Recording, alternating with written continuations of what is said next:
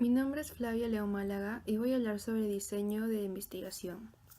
Como definición, es el conjunto de estrategias procedimentales y metodológicas definidas y elaboradas previamente para desarrollar el proceso de investigación. En opinión con Christensen, en el año 1980, el término diseño se refiere a plan o estrategia para responder a las preguntas de investigación. Asimismo, Hernández en el 1999 con respecto dice que el diseño señala al investigador lo que debe hacer para alcanzar sus objetivos de estudio, contestar las interrogantes y que se han planteado y analizar la certeza de hipótesis formulada en un contexto en particular. Según los tipos, la elección del diseño de estudio es una de las etapas más complejas. Tenemos dos tipos, observacional y experimental.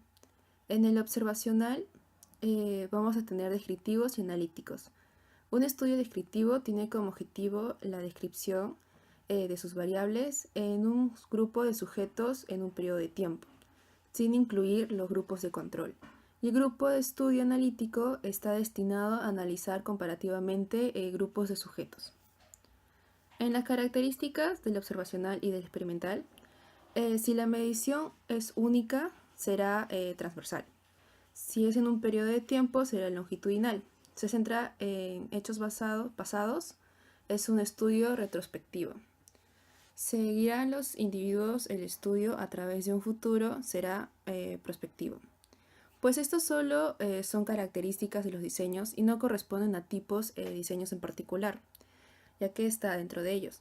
Así como uno de los errores más comunes en las publicaciones biomédicas, cuando los autores intentan explicar el diseño utilizado, encuentran oraciones como se revisaron las fichas clínicas, se trata de un estudio prospectivo, etc., cuando debería decir serie de casos retrospectiva y estudio de cohorte prospectiva o ensayo clínico, etc. Ahora tenemos al diseño observacional, el cual, si se toma la decisión de realizar este tipo de estudio o diseño, se debe de definir si la medición será única, es decir, un estudio transversal, o si es que será a través de un largo periodo de tiempo, un estudio longitudinal. Por otro lado, se debe de considerar también si el estudio se centrará en hechos pasados o estudios retrospectivos, o si se seguirán a los individuos en este estudio a través del tiempo o hacia un futuro.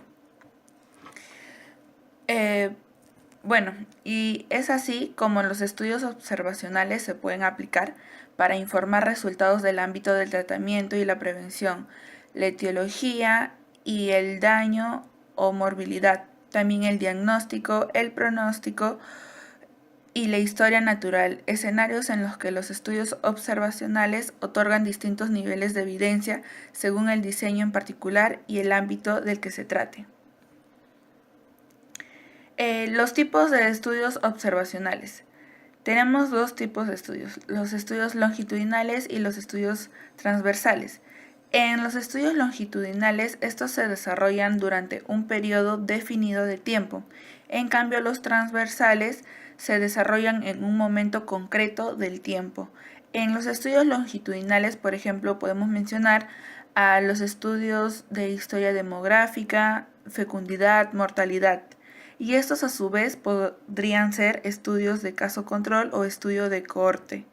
En los estudios de caso control son más que nada retrospectivos y los de cohorte son de carácter prospectivo. En cambio, los estudios transversales, como un ejemplo tenemos a las pirámides de población. Bueno, en este caso pueden observar en esta tabla lo que vendrían a ser las fortalezas y debilidades de los distintos tipos de estudios observacionales analizado.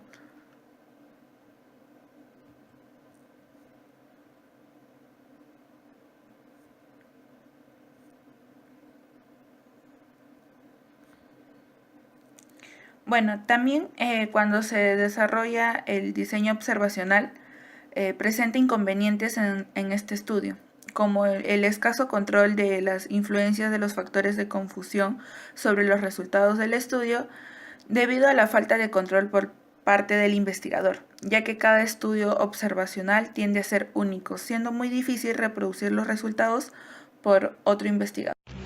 Mi nombre es Alejandra Espinosa y continuando con la exposición hablaré acerca de los diseños experimentales de investigación. Pero para poder abarcar el tema debemos considerar algunos términos los cuales veremos más adelante. La variable dependiente, lo cual es la característica que va a variar en un experimento, lo cual va a ser modificada por una variable independiente. Ahora, ¿qué es una variable independiente? En sí va a representar las condiciones que el investigador pueda controlar para probar los efectos que tenga sobre esta variable dependiente. Y la variable interviniente, o también llamada variable extraña, lo cual van a pertenecer al grupo de las variables independientes que, si no se llegan a controlar, pueden alterar el resultado de una investigación. Bien, el concepto de un diseño de experimentación es la manipulación de una o más variables independientes, lo cuales van a ser las posibles causas para poder analizar las consecuencias que la manipulación tiene sobre una o más variables dependientes, que son los supuestos efectos dentro de una situación de control para el investigador. Una de las características acerca de este diseño es que la variable dependiente no se va a poder manipular, solo se va a medir para ver los efectos que se tiene a través de una variable independiente. Se va a requerir necesariamente de dos grupos, uno de control y otro de experimento. El grupo de control van a realizar las mismas actividades que un grupo experimental, a excepción a que este grupo de control no va a someterse a los efectos de la variable independiente. Y por último, una variación de la variable independiente va a aumentar o va a suponer un grupo más.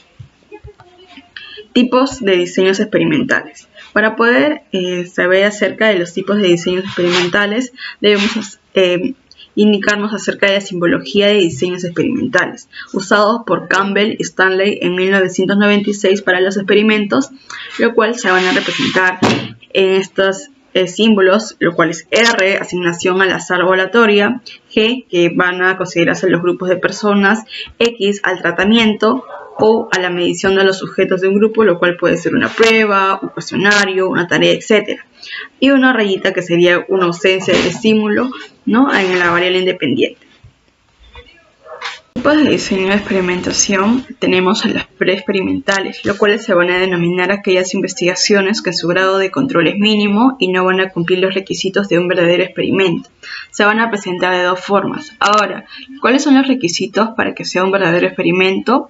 Es que haya grupos de comparación, donde haya manipulación de una o varias variables independientes, y el otro es que haya equivalencia de los grupos, lo cual se van a utilizar prepruebas y pospruebas para poder analizar su evolución. Ahora, dentro de las formas de las preexperimentales tenemos al estudio del caso de una medición, lo cual va a ser la aplicación de un estímulo a un grupo para luego realizar una medición en las variables y observar el nivel de efecto que tiene sobre estas. Y la otra forma sería el diseño de preprueba y posprueba con una sola medición, lo cual va a ser la aplicación a un grupo, una prueba previa al estímulo para luego poder administrarla y aplicar la prueba posterior. Bien, los experimentos puros o verdaderos. Van a reunir los dos requisitos para lograr el control y la validez interna. También se van a presentar en dos formas. Va a ser el diseño con posprueba únicamente y grupo de control, lo cual se van a considerar los dos grupos, tanto experimental y control, la manipulación de la variable independiente, lo cual va a ser mínima, y terminando el experimento se le va a aplicar una medición a ambos grupos. Y la otra forma sería el diseño con preprueba y posprueba y grupo de control, lo cual se va a notar la presencia de la preprueba aplicada a ambos grupos. El tratamiento experimental solo se va a aplicar en el grupo experimental y luego a ambos grupos se le va a aplicar una posprueba. Bien, por último tenemos a los cuasi experimentos, los cuales van a ser aquellos que no son asignados al azar ni son emparejados, puesto que los grupos ya están formados. Este tipo de diseño se van a presentar en tres formas: el diseño con posprueba únicamente y grupos intactos, que se van a presentar en dos grupos. Uno va a recibir un estímulo experimental y el otro no. La posprueba se va a administrar con el propósito de medir los efectos de la variable independiente sobre estos. el diseño con preprueba y postprueba y grupos intactos. Se van a diferenciar muy poco del anterior, solo que a los grupos se le van a asignar una preprueba para poder determinar el grado de equivalencia inicial de los grupos. Y por último, tenemos a los diseños cuasi experimentales cronológicas, que a su vez se van a presentar en dos formas: series cronológicas de un solo grupo y series cronológicas con múltiples grupos. El primero se va a consistir en que a un único grupo se le administren varias prepruebas, y en el segundo los individuos de cada grupo ya no son asignados al azar, puesto a que ya están formados. Gracias.